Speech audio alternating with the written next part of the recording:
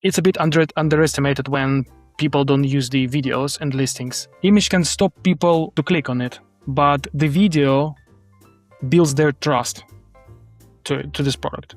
And then they happy to spend some money on it and press the buy button. So it will help to reach more customers. It will help to gain their trust. It will help to build your brand, and it will increase your sales. You're listening to Customer Growth Sessions, presented by Intergrowth, where we talk through strategies to help up-and-coming e-commerce businesses bring in more customers. I'm your host, Pat Ahern. Let's jump in. All right, listeners, welcome back to the latest episode of Customer Growth Sessions. Today, I'm thrilled to have on Ilja Perov, an e-commerce executive over at AQUACADABRA. Ilja, welcome to the podcast. Hi, Pat. Thank you so much for inviting me. Appreciate to be here. My pleasure. Can you start out, give us an overview? What is AQUACADABRA? What do you guys do over there? So basically, AQUACADABRA is one of the biggest online sellers of aquatics, different products for fish, for ponds, and for pets. One of the biggest on eBay, definitely, and among the top ones in UK, United Kingdom. I love it. And for you, your big focus is on these marketplaces, which we're going to dive into in a second. But tell us a little more about your primary role. What are you doing day to day? So I started more like a listing specialist, but my role a bit expanded to optimization CEO, video creator, content editor, and more a bit of a, I would say, marketplace manager, just to give a boost, some products to sell. Also, I'm doing advertising, eBay, priority campaigns, Amazon, PPC a little bit, also running promotions on eBay and helping out with the website. So there is a massive landscape when it comes to all of these online marketplaces. I would say, eBay, Amazon are really the big two names that every household knows. Can you give us a little bit of a lay of the land? What are some of these other marketplaces that maybe listeners haven't heard of before but should be looking into? Well, I would say in my experience is that if we're speaking about UK market, is OnBuy platform, is Temu, which just launched, which is quite aggressive, starting to push a lot of efforts to be on the UK market, and I suppose it's also in the world. And also B&Q and Tesco, which is actually, I suppose it's local. So B&Q and Tesco as well. And for these marketplaces, broadly speaking, I'm curious what your take is on entry maybe into your first marketplace. So let's say I'm running an e-com brand and I am looking to go into my first of these marketplaces, whether it be like a Tesco, whether it be an Amazon. I would assume that, Amazon has way more market share. It's probably a lot harder to be successful in an Amazon than, let's say, like a Tesco. How would you recommend that e-commerce founders or other e-commerce marketers evaluate one marketplace versus another? Is it better to start out, going with the big player, going with the Amazon? Or is it better to start out maybe with one of these smaller players and really try and gain some market share there first? It's a good question. I think, first of all, we are looking on the margin. If margin is high, then you can try Amazon. If you are quite a bit conservative, then I would say have to start maybe from eBay or from other marketplaces, because it's not that hard to get there compared to Amazon. And we also need to speak about do the business owners have their own brand, the private label, or they have a reseller of their reselling stuff. It's two different things. Of course, I would say, for me personally, I would say that having own brand and like a private label is a little bit easier in terms of Amazon, because you definitely will be secure in terms of brand. Your brand will be protected. No one can steal your listings. No one can jump on your listings, which is, I would say this is like a safe haven for me, because when I used to do my own brand, I was protected by Amazon in the beginning. But if you're selling someone else's products, I think maybe eBay is the best way to start, and other marketplaces, because it's very competitive on Amazon.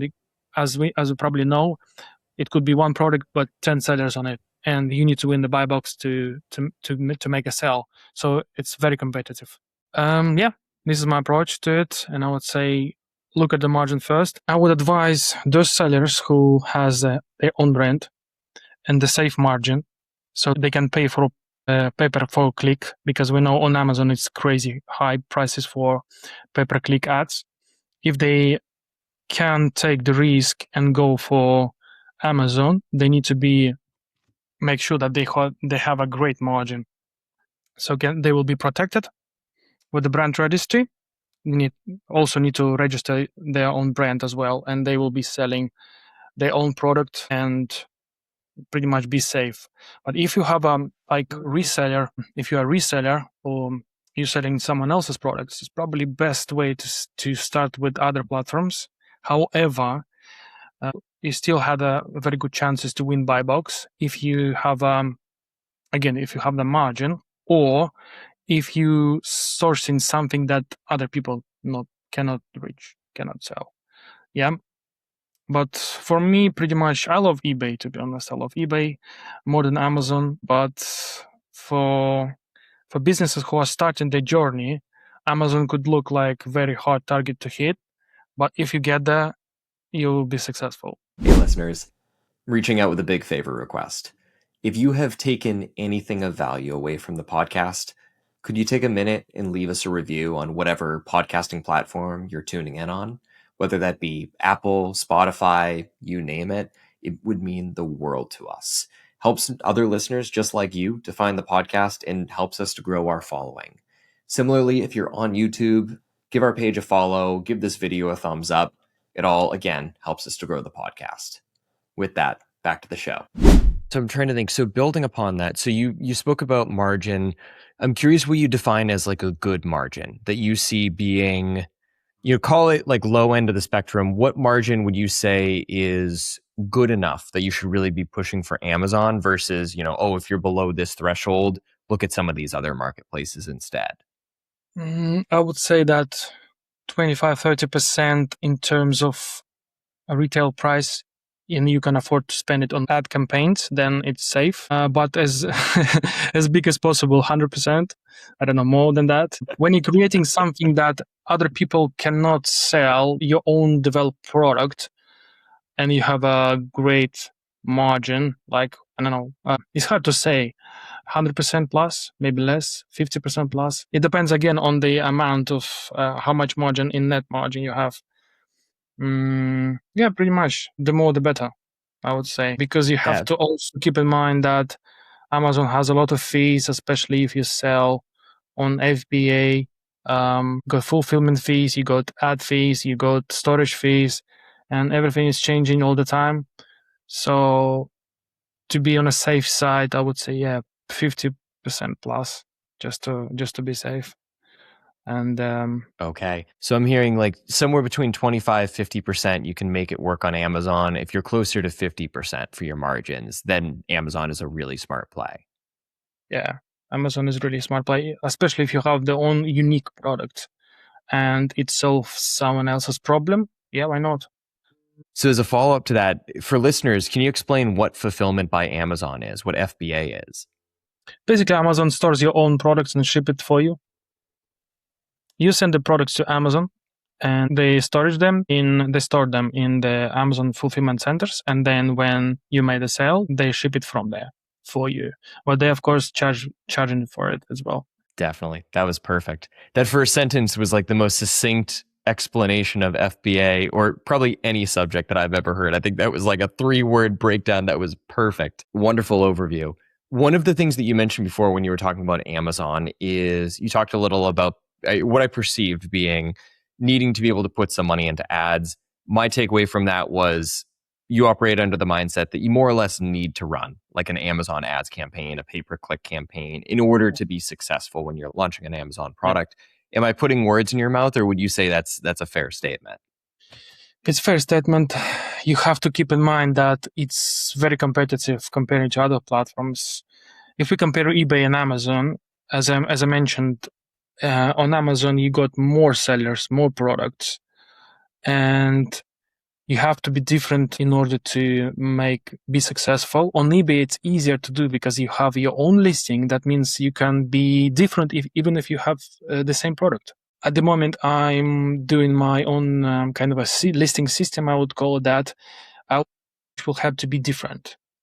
And this is what makes people to click and made a sale for us, for example. And you and I talked a little about it. I think the term you used for it was A+ content to describe like some of the visual elements that you've started pushing for much more heavily.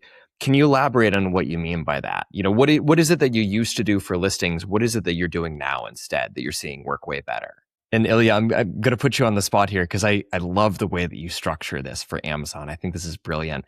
Can I share my screen with listeners? Can we walk through the way that this is just, I'm putting you on the spot with one hypothetical product, but can we walk through how you've structured this particular listing? Cool. Listeners, real quick, if you are listening to the audio version of this, definitely swing over to YouTube. We're going to have this live on YouTube as well. You'll be able to see my screen share, and we're going to do a walkthrough of exactly how Ilja and the team set up this particular, or this one sample listing, let's say, so that you can really use this to optimize your Amazon listings even better. All right, so Ilja, so we're looking at one of the sample products that you guys have on Amazon right now. Can you walk us through some of the intentional decisions you made with this listing? Maybe in particular, like what are some things that you do now that you don't see a lot of other Amazon stores doing? First of all, it was an empty tank. It was just a glass tank without anything inside. And I thought like we should be selling more like experience, like emotions, rather than just a product, physical product. So I just decided let's do some fish, rocks, and plants there. So it will be more attractable amongst other products in a search. It will be definitely highlighted by customers just simply by eye. They will catch that. And try to also put the second image, like build your dream aquarium, again, like a wish. Yeah. So people can be more inspired by this, and try to more so as I mentioned, to make the listing self-explanatory. How big is it? What it's great for? To basically explain people why should they buy this product.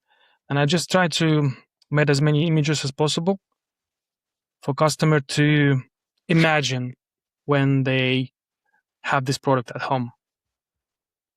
Yeah, you can list. So basically, I highlighted the specifically the strong points of the product, and try to make it like feel that I wanted to have it at home. Yeah. And then what else? Specifications, how big is it, the size, dimensions, how it will look like into when you place it in your own room or into your house. Again, it's more about selling desires, selling emotions, rather than just a product. You wanted the people to experience the feeling, what they will feel when they got it at home. Especially if they like sea and the water world, they can imagine what it will be feeling like. And yeah, pretty much that's it. And then I will try to edit as many A+ content, which pretty much confirms everything that was in the listing. So it will have straight, consistent line across all the points, starting from title, going to bullet points, then to description, then go to the A+ content. Yeah. I'm also trying to utilize now Amazon introduced. I'm not sure when they introduced the Creative Studio, which will help sellers to create additional content for the products. So I'm trying to utilize it as much as possible. Probably the perfect example of the video will be FMG cloverleaf treatment. I can share the link now with you, because it will be Perfect. And even before we pull that up, even just a few things I want to share there. One, I love your point that in this fish tank, you decided to at least create designs that actually show fish in the fish tank, show a full tank of water. As I was pulling up this listing that we were going to walk through, a lot of the other fish tanks that showed up are just these empty glass tanks, which to your point, like if you're looking to buy this thing and there's some sort of emotional attachment to this, it doesn't really give you a sense of what is that experience to have that in your household. And on top of that, like my wife and I bought, we bought a new coffee table off Amazon a couple months ago. And one of the things that we found so frustrating is so many of the Amazon listings that we looked at didn't make it really easy to understand what are the product dimensions. So, I think it was the third image that you haven't. Yeah, the third image right in here where you say, hey, here's the 25-liter aquarium. Here's the size dimensions for it. Here's the 54-liter. Here's the size dimensions for this. And then obviously, as you said, feature benefits, all that coming in the mix from there. But this is brilliant the way you've structured this. Okay, Cloverleaf FMG. So what am I looking at here?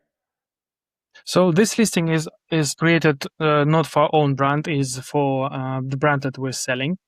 And it was like amongst the first attempts when I started to do this mine kind of a listing system. And we are checking the video. Mm-hmm.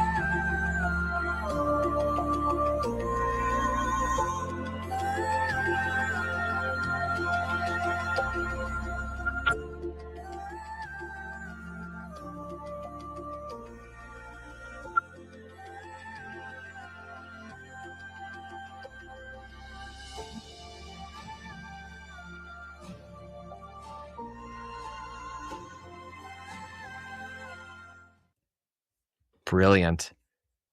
So that was created within the Amazon Studio. Yes, correct. So it was created with Amazon Video Studio and used my images as well, and my prompt for video script, and the prompt for the video. The main thing I wanted to show here is that this is basically fish medicine, which will help to treat different diseases, which are stated in the description. So I think it's a bit underestimated when people don't use the videos and listings. And image can stop people to click on it, but the video builds their trust to this product, and then they happy to spend some money on it and press the buy button. So I would like to listeners that please do creative videos. It does help it will help to reach more customers. It will help to gain their trust. It will help to build your brand, and it will increase your sales. I got a few examples as well on this as well. And there was one product, unfortunately it sold out. It was a clearance product when I just created a video for it, and the video was just completely smashed it. And we sold out this product for a couple of months completely. And I would say that when you create a video on Amazon, you upload it to catalog and video uploads, and then you can assign a ASIN for it, and then it will show up on your listing. Also, please keep in mind that you can track your performance. Videos which you create within Amazon, inside of Amazon basically, and upload it to Amazon as well. You will get click-through rate, you will get total amount of views, and how much money you made through this video, which is actually does great help, because you can analyze how good are your videos, how many people are clicking in it, and how many people buy from it straight away. And apparently the video was very successful because the product was sold out within a few months. Initially, it was very poorly created with absolutely terrible images, no video, no description. I improved it a lot and then created a video, so it was sold out. So please do create videos. One of the things I'm perceiving from what you're sharing is within the Amazon Creative Studio, as you're creating video, one, I'm perceiving that it doesn't require, very in-depth, call it video editing skills. One of the things that I'm perceiving from what you shared is that using the Amazon Creative Studio, that it's pretty straightforward for a do-it-yourselfer to hop in here and be able to create these videos that you would actually add into your listings. Can you walk us through that a little bit more? Is it like a Canva-esque interface where there's all sorts of different B-roll that you can add in to go along with your product? What does that look like behind the scenes? To be honest, I just accidentally found it. I was doing my A+ content and just clicked on one of the tabs on Amazon Seller Central. I was like, oh, what is this? And I just started to explore this. And no, it's pretty much very straightforward. It's AI based, so it doesn't require from you like very good and a lot of knowledge about video editing. It does everything for you.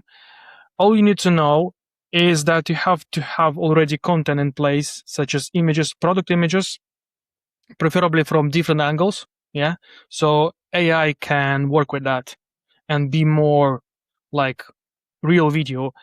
This is AI generated. Yeah. The only thing is real here is the bottle of the treatment. Yeah, it's image because I made a image in a photo booth. Everything else is programmed and designed by me just to make sure that product will explain itself, what it is and what things it does. It does help treat fish health, and it's basically fish medicine. So the process is not hard. You just need to keep in mind, what do you want your video to show to customers? Basically, you need the idea, ability to put this idea into the writing, and then ask AI to structurize it. Then you need to just have in mind how long you want to be this video. Maybe 25, 30 seconds, perfect. Could be even less. It depends on the product. If you want your video to be very specific, like a very detail oriented, make sure that you have literally a lot of images that will showcase your product, from close images to close-ups to other shots from different angles. And it will definitely help you to build a very realistic video about your own product. It is very straightforward. It does take a lot of memory from your computer, of course, because it's working in the browser. When you get used to it, it will take about an hour to make a very good video. Hey, listeners, if you're terrified about what AI means for how customers are going to find you online, I have some good news for you. SEO, Meta ads, Google ads, these platforms are still going to drive the lion's share of your new customers over the next 5 years. But these platforms are evolving. At Intergrowth, we help e-commerce brands to future-proof their revenue and to scale more profitably through SEO and Meta ads. If you're interested in learning more, book a free strategy session with our team at intergrowth.com/CGS. Once again, that's intergrowth.com/CGS. Amazing. On the note of Amazon listings, let's say outside of the A+ content, so out of the the imagery, outside of the video or the image files, let's say the video files, what are some of the things that stand out to you that really separate like a very amateur listing from a top tier expert level listing? So maybe more so focusing on, let's say broadly speaking, like the copy that's actually coming in here. So what is, in my opinion, is different between the beginner listing with the pro listing? Yeah, so let's say, let's go back to the fish tank example that we were looking at before. Let's say you and I totally separately have to build out an Amazon listing for that fish tank. We both get the same images to work with. What am I going to screw up that you're going to get right in that process? Well, I hope you don't screw up. You do all correctly. It's just different approach. It's just different approach based on experience, how people approach this. Well, the main difference probably starts from the title already. It should be very SEO-oriented. Keywords should be included. It should explain what it is, what it does, and the size of the specs of the product. Yeah. I can explain, in briefly, how the suppliers create listings. The answer is very, very bad. They absolutely don't pay attention to the listings quality, unfortunately. Well, I'm not speaking about all of the suppliers, of course. I have a few good examples which I'm working with. They're doing great listings. And basically I don't need to do anything with these listings. But if we start from not very successful and not very good listings, we're speaking about the brands, is they create just a very basic title. Let's say if we take this listing as example, it will be Cloverleaf FMG 250 mil. That's it. So, for example, for you, does it explain anything? No. But for people who want to buy fish health treatment, they need to understand what it's all about.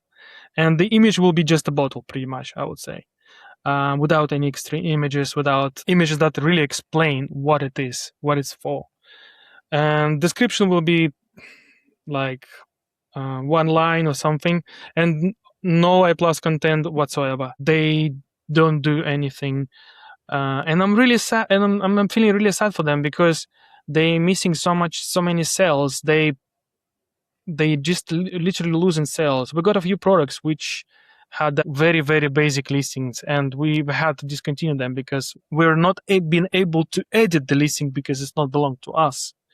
But the product was pretty much, I think, good, but the listing was, I would say 0 out of 100, and we just have to get rid of them. This is how important the listing initial setup is, and I would say that to all of the manufacturers, please do pay more attention when you create a listing for your resellers. They will just buy more from you. That's it. You will be successful. You will be selling more if you create a very good listing, and you will definitely sell less if you have a weak approach to the listing creation initially when the product is firstly launched. I do have example for this as well. I initially set up the product called Kent and Stowe hose reel kit. Kent and Stowe is a very good established brand in UK, providing high quality products for gardening. And I was using my approach, of course, to the creation listings, and I also created a very good video. I might be able to just to show you a little bit later on, but we was out of stock 4 times in a row. Wow. That's how good the brand itself was good, good quality, no problem with the product. However, there was no presence on Amazon, so my work was to create listing which will sell, and I did my great job very well, which proved that initial creation of the listing on Amazon, especially because you only can use once your EN code for the product, and then you cannot change it. So it's very important to create your product initially very well so you can have more sales. All right, so this is the video that you were referring to, correct? Yeah, that's the video. That's my favorite girl, which I created the video. So this is product short description, and it does really help people really buying it. Yeah, that's brilliant. That's it. I love it. Well, let's think. Ilja, I have 2 more Amazon related questions for you before we wrap up. The first is getting your first few reviews for a new product. And let's keep it on the ethical side. Let's not encourage users to go out and get a bunch of fake reviews, to pay for reviews, anything like that. So let's say I launch a totally legitimate product. I want to get legitimate reviews. Any tactics that you found to be really effective to get that first handful of reviews, really so you can actually compete in the Amazon marketplace? I think first of all, pretty much the launch is very important of the brand new product. So I would say I would encourage people to have some vouchers ready for Amazon customers, vouchers and the deals. If you can afford that, then just do it on Amazon. It proves working a lot. If you offer even a small money off or percentage off, it does encourage people to leave more feedbacks comparing just to regular listing. And I would say, pretty much promotions will help in the beginning when you just launching your product. Just give a good discount to it, and it does work. If you get more sales with discounts, people will leave more chance for them to leave a feedback for you rather than just buy from regular price. Well, Ilja, this has been amazing. And listeners, we'll add a link to Ilja's consultancy in the show notes as well. Once again, listeners, this is Ilja Perov, the e-commerce executive over at AQUACADABRA. Ilja, thank you for coming on today. No problem. Always a pleasure. Thanks for tuning in to Customer Growth Sessions. If you found it helpful, subscribe and give us a review. It helps us to grow the show. Looking for more SEO guidance on how to grow your business? Contact us at intergrowth.com/estimator or email me directly. You can reach me at pat@intergrowth.com. That's all for today. We'll see you again soon.